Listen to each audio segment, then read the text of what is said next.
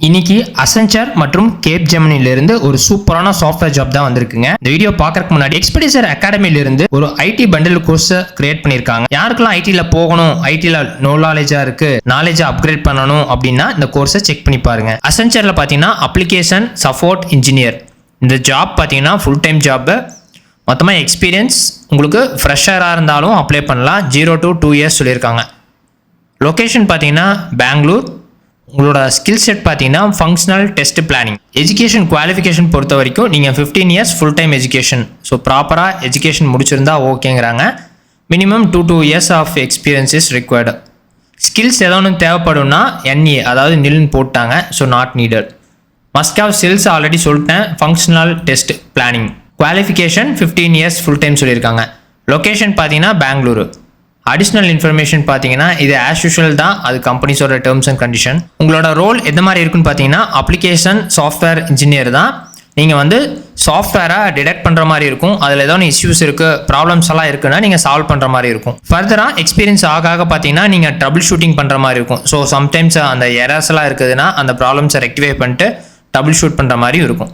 உங்களுக்கு technical skills வந்து பார்த்தீங்கன்னா ஃப்ளூயன்சியாக இருக்கணும், ப்ரொஃபிஷியன்சி ஸ்ட்ராங்காக இருக்கணும். சாஃப்ட்வேர் டெஸ்டிங்கில் நீங்கள் ஸ்ட்ராங் அண்டர்ஸ்டாண்டிங்காக இருக்கணும். Experience with test case design and execution சொல்லியிருக்காங்க. ஃபர்தராக என்னென்ன தெரிஞ்சிருக்கணும்னா experience with test automation tools தெரியணும். ஸோ இதெல்லாம் இருந்துச்சுன்னா இந்த ஜாபுக்கு நீங்கள் அப்ளை பண்ணலாம். ரெண்டாவது ஜாப் பார்த்தீங்கன்னா கேப்ஜெமினிலேருந்து அந்த வேலைவாய்ப்புங்க. நெட்வொர்க் இன்ஜினியர் குர்கான்லேருந்து தான் வேலைவாய்ப்பு. அப்ளிகேஷன் டெட்லைன் பார்த்தீங்கன்னா 18 ஆகஸ்ட் 2025 சொல்லியிருக்காங்க. சேலரி CTC பார்த்தீங்கன்னா 4 lakh per annum, 4.25 lakhs, 4 lakhs LPA plus 25,000 one time incentive சொல்லியிருக்காங்க. கேண்டிடேட்ஸ் கிட்ட அந்த டிஜிலாக்கர் அப்படிங்கிற அக்கௌண்ட் வந்து இருக்கணும்னு சொல்லியிருக்காங்க. உங்கள் மொபைல் நம்பர் வந்து ஆதாரோட லிங்க் பண்ணியிருக்கணும். ஸோ அப்போ தான் இந்த ஜாப்க்கு அப்ளை பண்ண முடியும். லொக்கேஷன் பார்த்தீங்கன்னா குர்கான் சொல்லியிருக்காங்க.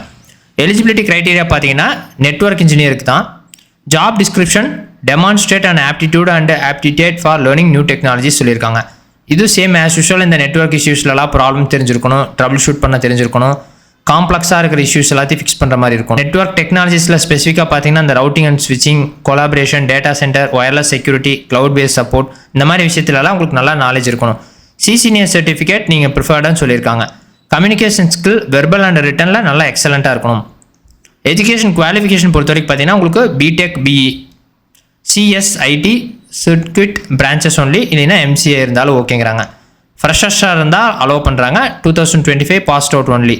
லொக்கேஷன் பார்த்தீங்கன்னா குர்கான். கேண்டிடேட்ஸ் வந்து ரெகுலராக ஏர்லி மார்னிங், ஈவினிங்கு, நைட் ஷிஃப்ட் எல்லாம் ரொட்டேஷன் பேஸில் இருக்குன்னு சொல்லியிருக்காங்க. லொக்கேஷன் அவங்க திரும்ப சொல்கிறாங்க ரெடி டு ஒர்க், அங்கே குர்கானில் தான் ஒர்க் பண்ணுற மாதிரி இருக்கும். ஒர்க் டைம் பார்த்தீங்கன்னா ஃபுல் டைம் ஒர்க் தாங்க, 5 days a week சொல்லியிருக்காங்க. ஏன்னா வியூவர்ஸ் இந்த மாதிரி சூப்பரான ஜாப் தெரிஞ்சுக்கணும், மறக்காம எங்களோட எக்ஸ்பர்டைஸ் ஜாபை சப்ஸ்கிரைப் பண்ணிக்க. நன்றி.